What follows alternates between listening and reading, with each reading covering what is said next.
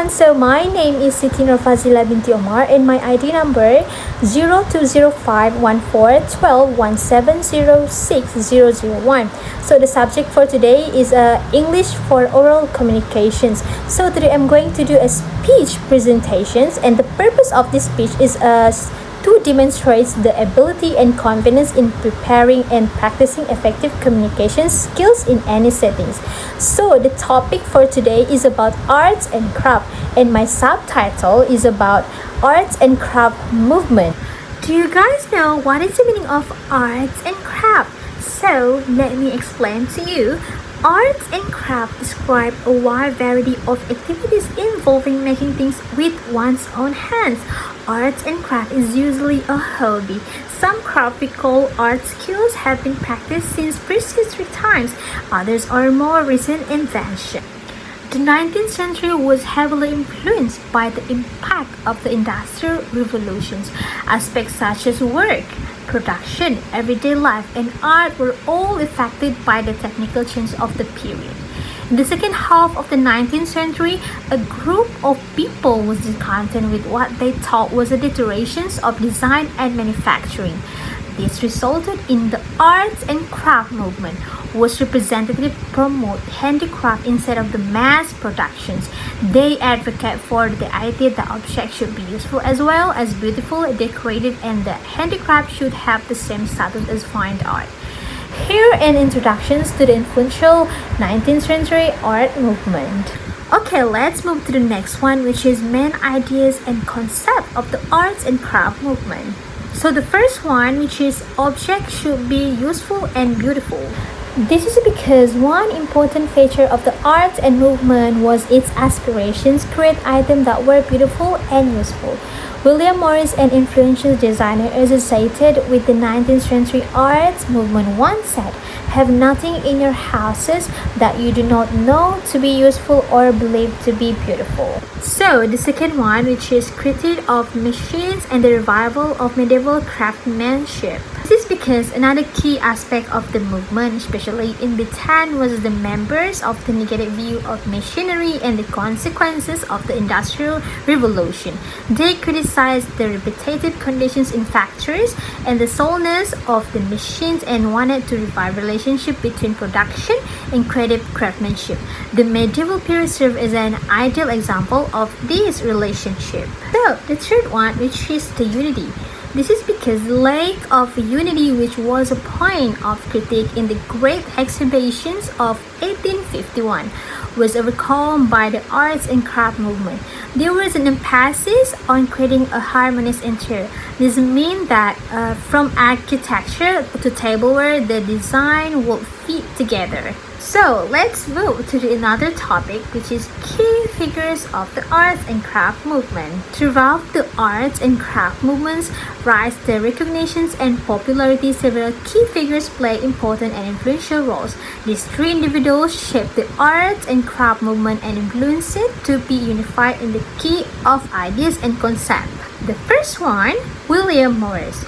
William Morris was one of the most influential members of the arts and craft movement. He was born in East London 1834 and studied at Oxford University, where he met the pre-Raphaelite painter Edward Burne-Jones. Along with Edward Burne-Jones and other friends, Morris founded the interior firm Morris, Marshall, Funker and Company to create handmade objects inspired by medieval craftsmanship. His work and company contribute immensely to the art and craft movement. The other one, which is John Ruskin. John Ruskin was another key figure of the arts and craft movement. He was a philosopher and arts critic who criticized the way of productions in factories and its effect society.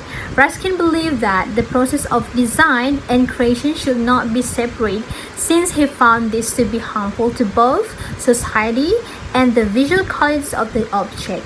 His idea had great influence on Morris and the arts and craft movement in general. So the last one, which is May Morris. Okay, May Morris was one of the women who were active during the movement.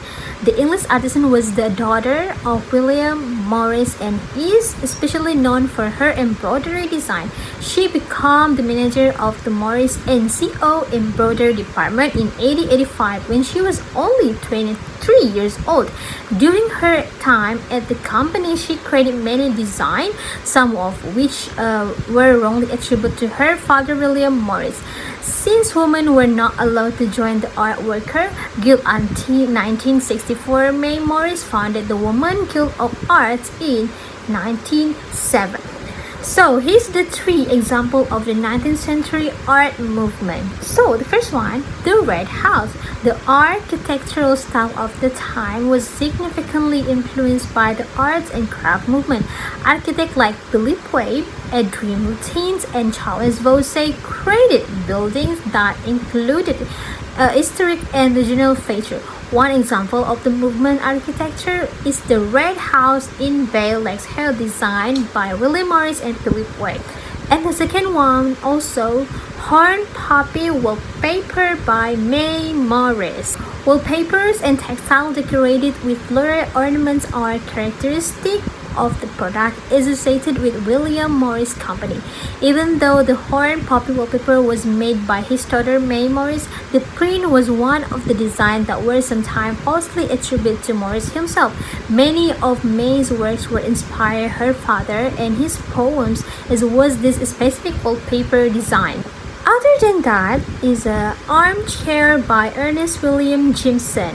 The armchair designed by Ernest William Jimson exemplifies the furniture that was produced in the Cotswolds during the arts and craft movement. It is also displayed the movement's emphasis on the combinations of distinctive decorations and functional simplicity. The last one is his decanter by Charles Robert Ashby. The decanter was designed by the English architect Charles Robert Ashby, who was an essential member of the arts and craft movement. The decorative and functional metal of the vessel display marks of the hammer with which of the object was made. This showcases the fact that it was crafted by hand. Many of the British members of the art and craft movement prefer handicraft over machines production. Okay, this is the summary of the arts and craft movement. The summary number 1, origins and influences. The arts and craft movement emerged in the late 19th century as in response to the Industrial Revolution impact on design, advocating for handcraft objects over mass production and seeking to elevate decorative arts to the status of fine art. The second one, which is key figures. Influential figures such as William Morris, John Ruskin, and May Morris play pivotal roles in shaping in the movement. Morris promoted the medieval craftsmanship through his design. Ruskin criticized industrial production and emphasized the integrations of art and craft, while May Morris contributed with her embroidery and advocacy for women in the art. Other than that, which is core principles, the movement emphasized creating useful and beautiful items, critique the slowness of industrial machinery, and aim for unity in design, ensuring harmony across various art forms from architecture to everyday objects. Okay, and the last one, which is impact and legacy. Despite criticism of being outdated, the arts and craft movement left a lasting impact on design and architecture, influencing subsequent styles like Art Nouveau and fostering and renewed appreciations for craftsmanship and aesthetic integrity.